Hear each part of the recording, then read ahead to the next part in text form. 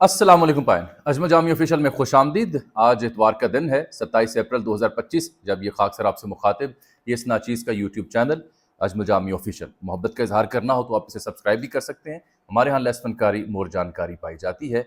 मंगल को क्या इमरान खान साहब से उनके अहल खाना और वकला की मुलाकात हो पाएगी? इस सिलसिले में ताज़ा अपडेट्स क्या हैं? किस अदालत ने यकीन दहानी कराई है और अब पीटीआई तवक्को क्या कर रही है? और दूसरी आज की सबसे बड़ी खबर है जो पाकिस्तान भारत के तनाज़े से जुड़ी हुई है। भारतीय जो अज़ाइम हैं और जो ज़हर भारत उगल रहा है उससे जुड़ी तीन बड़ी अहम खबरें मेरे पास हैं भारतीय पार्लिमान की, कि उन्होंने अपनी फ़ौज की तैयारियों के हवाले से क्या रिपोर्ट जमा करवाई थी बिफोर द पार्लियामेंट। और फिर रात गए जो वादी लीपा और दीगर इलाकों में झड़पें हुई और विक्रांत नामी जो इनका नेवल शिप है वो वहाँ से वापस क्यों मुड़ा, पाकिस्तानी सरहद की जानिब आ रहा था, पाकिस्तानी हदूद की जानिब। एक्सक्लूसिव मालूमात 54 दहशतगर्द जो हैं उनको नॉर्थ वज़ीरिस्तान में आज सिक्योरिटी फोर्सेस ने मारा है। ये मंसूबा किसका था, क्या करने आ रहे थे, किस नए ग्रुप से इनका ताल्लुक है, मेरे साथ रहिएगा। सबसे पहले ज़रा मैं थोड़ी सी चस्के वाली एक दो खबरें आपको दे दूं भारत से जुड़ी। अदनान समी खान आपको याद ही होगा, भारतीय शहरियत उन्होंने ले ली थी। तो अदनान समी खान पाकिस्तान और भारत में जो जंग के ख़तरात हैं, जंग के साए मंडला रहे हैं, उस बीच में मीम्स भी बन रही हैं, शुगल भी लग रहा है, पाकिस्तानियों का जवाब भी कोई नहीं है। हैट्स ऑफ टू पाकिस्तानीज़ के ये संजीदा तरीन माहौल में भी जुगते मार मार के अगले का बेड़ा गर्क कर देते हैं। तो अदनान समी खान साहब को थोड़ा सा छेड़ा है फवाद चौधरी ने और दीगर ने। तो हुआ ये है आज के अदनान समी खान साहब ने इस नाचीज़ को भी ब्लॉक कर दिया। मैंने एक्स पे और फेसबुक पोस्ट भी की कि पैन मैं तनुकी क्या है बॉस, मैंने आपको बोला क्या जो आपने डिलीट कर दिया या ब्लॉक कर दिया।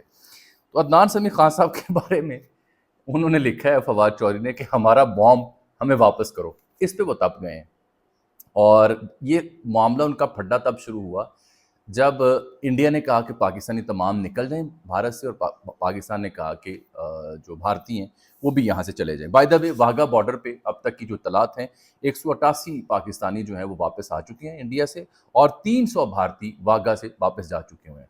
तो कहानी वहाँ से शुरू होती है कि जब इंडिया ने ऐलान किया तो फवाद चौधरी और दीगर ने अदनान समी को टैग करके तो पूछा कि जी ये इसका क्या बनेगा। तो उसके ऊपर अदनान समी ने लिखा कि तुम इतने जाहिल हो, तुम्हें इल्म ही नहीं है कि मैं तो भारतीय शहरी हूँ, कहना वो ये चाह रहे थे। तो आगे से फवाद चौधरी साहब ने कहा कि ये तो ऐसा लग रहा है जैसे गुब्बारे से हवा निकली होती है। फिर उन्होंने कहा जी इंडिया को टैग करके अदनान समी को कि हमारा बॉम्ब हमें वापस कर दो। तो अदनान समी उस पर सीखपा हो गए। अदनान समी ने इंडियन शहरियत तो ले ली, उनकी मर्जी है, लेकिन ये एक ऐसा टैग है जो सारी उम्र उन पर लगा रहेगा। ऐसी वफादारी है जो सारी उम्र वो साबित करते रहेंगे, पाकिस्तान मुखालिफ बातें करके, गालियाँ दे के कि नहीं मैं हिंदुस्तानी हूँ। यही मसला होता है जब आप एक शहरियत छोड़ के दूसरी शहरियत ऑप्ट करते हैं। तो अदनान समी इस वक्त शुगल की आइटम बने हुए हैं, हालांकि दो ममालिक जंग के करीब पहुंचे हुए हैं, बिलखुसूस भारत जो जंग वेज करना चाह रहा है। तो ये एक दिलचस्प लतीफ़ा वहाँ हुआ। ऐसे में आप पाकिस्तानियों की एक और हरकत चेक करें। पाकिस्तानी लिख रहे हैं कि इंडिया को अगर सज़ा देनी है आपने भरपूर, तो उसके लिए चाहत फ़तेह अली खान ने एक नया ऐलान किया है। वो ये किया कि मुंबई में चाहत फ़तेह अली खान म्यूज़िक अकेडमी खोली जाए। इंडियंस के लिए इससे बड़ी सज़ा और कोई नहीं हो सकती। ठीक है, शानदार लतीफ़ा पाकिस्तानियों ने पेश किया है। मैं इंडिया में बाद में आता हूँ, साथ में आप ये भी सुन लें कि जो दो खबरें मैंने आपको देनी है। एक तो मैं आपसे अर्ज़ कर दूं कि जो भारत में जो तैयारी है पाकिस्तान मुखालिफ इक़दामात को लेकर के, उसमें इनकी ये बड़ी एक्सक्लूसिव खबर मैं दे रहा हूँ आपको। 2018 की जो भारत में पार्लिमानी रिपोर्ट पार्लिमान में पेश की गई, उसमें ये बताया गया था कि भारत का जो 68% असलहा है फ़ौज के पास वो विंटेज है, पुराना है। 8 से 10 या 15% जो असलहा है वो जदीद है, स्टेट ऑफ द आर्ट है। तो फिर मोदी सरकार ने 18-19 के वाक़े के बाद इसको मॉडर्नाइज़ किया। राफेल भी जो मोदी चलाना चाहता है, तजुर्बा करना चाहता है, ये राफेल भी उसी का हिस्से हैं, रूसी मिसाइल भी उसी का हिस्सा है, इसराइली टेक्नोलॉजी भी उसी का हिस्सा है। तो 2019 से लेकर अब तक उन्होंने काफ़ी इस पे काम किया कि भारतीय फ़ौज को नए हथियार, नई टेक्नोलॉजी, चाहे वो बकौल मोदी के राफेल की, वो दी जाए। उसके बावजूद 2023 में भी उनकी पार्लिमानी रिपोर्ट एक पेश की गई जिसमें फ़ौजी अफसरों की टेस्टिमनी है बिफोर द पार्लियामेंट। उसमें बताया गया है कि जो मिलिट्री ऑफिशियल्स हैं वो बताते हैं कि जो चेंज की गई है भारतीय असलहे में, भारतीय इक्विपमेंट में, वो भी इनसफिशेंट है और जो स्टेट ऑफ द आर्ट हथियार जो कभी 10-15% थे वो सिर्फ डबल हो सके हैं, मुकम्मल नहीं हो सके। अभी भी ऑलमोस्ट 50% तक जो इक्विपमेंट है वो पुराना है। यही नहीं, एक और मसला ये है कि चीन और भारत के तनाज़े के तनाजुर में वहाँ भी भारी नफरी तयनात रही है जिसकी मूवमेंट मुश्किल हो जाएगी।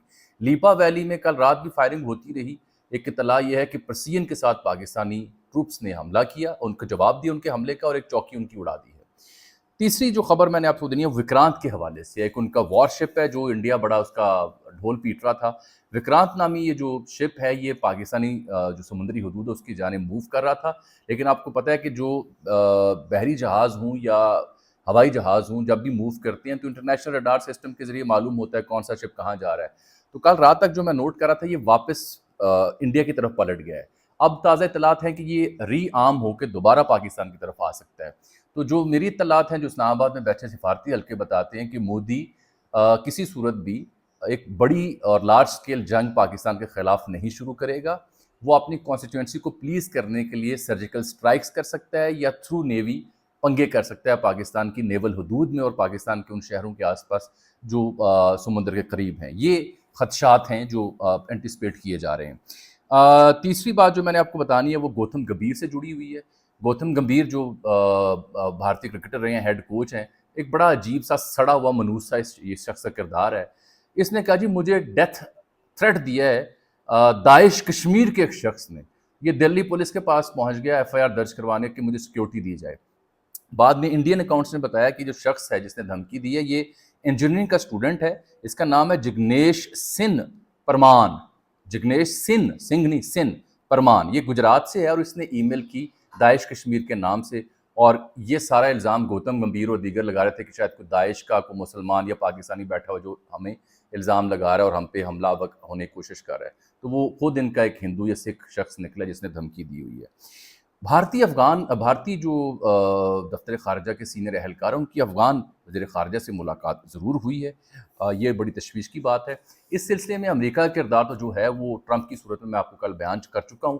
اصل نظر آپ رکھیں سعودی وزیر خارجہ کے اوپر جو پاکستانی وزیر خارجہ اور بھارتی وزیر خارجہ کے ساتھ رابطے میں ہیں۔ میرا انالیسس یہ ہے ناقص کہ سعودی وزیر خارجہ کوشش کر رہے ہیں کہ مصلحت سے کام ہو جائے، جنگ کی نوبت نہ آئے، کیونکہ سعودی نے خود بھارت میں 105 ارب ڈالر سے زائد کی سرمایہ کاری کا اعلان کر رکھا ہے، اور ابھرتی معیشت بھارت جو ہے وہ کبھی نہیں چاہے گی کہ سرمایہ دار وہاں سے بھاگیں۔ یہ عقل کی بات ہے، بجائے اس کے کہ میں جذباتی ہو کہ آپ کو بم برسا دوں اور یہ بتا دوں انڈیا کا ایٹم بم پرانا ہے، وہ صحیح طرح چلتا نہیں ہے، پاکستانی ایٹم بم تیز ہے، وہ چلا تو یہ ہو جائے گا۔ آپ سن رہے ہیں کئی تجزیہ نگار ایسے ہیں جو کہانی گیر ہوتے ہیں، وہ بموں کی قسمیں اور بم ایسا چلے گا اور ویسا چلے گا، یہ اپنی جگہ باتیں ہوتی ہیں۔ سیکنڈ سٹرائک کی کیپیسٹی پاکستان کے پاس بھی ہے، یہ بم نیا پرانا یہ کہانیاں نہ بائے کیا کریں، ریٹورک نہ بائی کیا کریں۔ اب آئیں آج کی سب سے اہم خبر، اور پھر میں نے آج عمران خان صاحب کا اور منگل والے دن کا ذکر کرنا ہے، اس لیے میرے ساتھ جڑے رہیں۔ تازہ خبریں پہلے مجھ سے آپ لے لیں۔ تازہ خبر جو آج سب سے بڑی پاکستان کے لیے ہے، جو بھارت کے ساتھ پیدا شدہ سینیریو میں ڈسکس کرنی ہے، وہ یہ ہے کہ 54 دہشت گرد ایسے ہیں جن کو آج جہنم حاصل کیا گیا ہے۔ یہ دہشت گرد جو ہے یہ شمالی وزیرستان کے قریب افغان بارڈر سے پاکستان داخل ہوئے، اور یہ بارڈر سے 200 میٹر اندر آ چکے ہوئے تھے شمالی وزیرستان میں، اور یہ پری پلان، میری اطلاعات یہ ہیں ان کو پری پلان کیا گیا، انٹیسپیٹ کیا گیا، خبر تھی کہ یہ آ سکتے ہیں، ان کی اطلاعات تھیں، ان کے بارے میں ان کی موومنٹ نوٹ کی جا رہی تھی۔ یہ مارگا کا گاؤں ہے، مارگا ولیج، جہاں یہ پوری تشکیل دہشت گردوں کی یہاں پہنچی، اور ان کو پرسائز ٹیکنالوجی کے ذریعے، ڈرون ٹیکنالوجی کے لیے مار گرایا گیا، جہنم حاصل کیا گیا۔ یہ لوگ یہاں چھولے بیچنے آ رہے تھے، امب چوپنے آ رہے تھے، اور وہ بھی پہلگام کے واقعے کے بعد۔ کون بھیج رہا تھا انہیں؟ یہ پاکستان میں آ کے کیا مٹھائی کی دکان کھولنا چاہ رہے تھے؟ نہیں صاحب، یہ یہاں پہ دہشت گردی کرنے آ رہے تھے۔ کون اتنی بڑی تعداد میں دہشت گرد بھیج رہا تھا؟ 54۔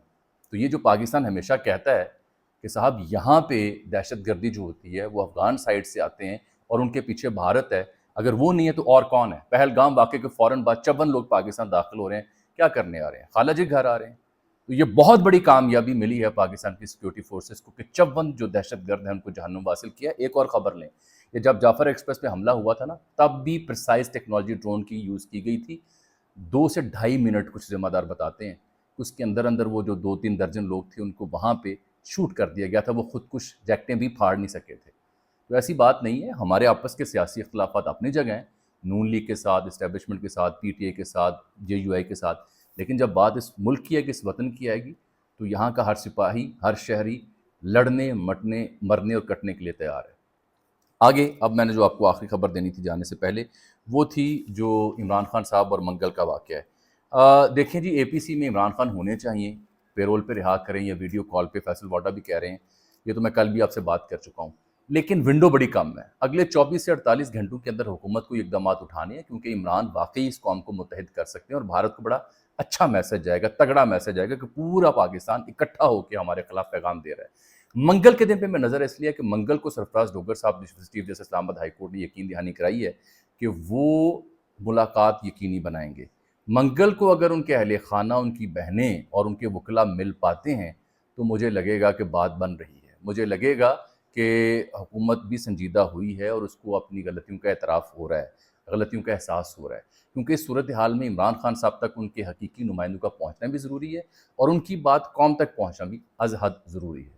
مجھے آج آپ کے لیے اجازت دیجیے، آپ سے ملاقات کل، تب تک کے لیے اللہ حافظ۔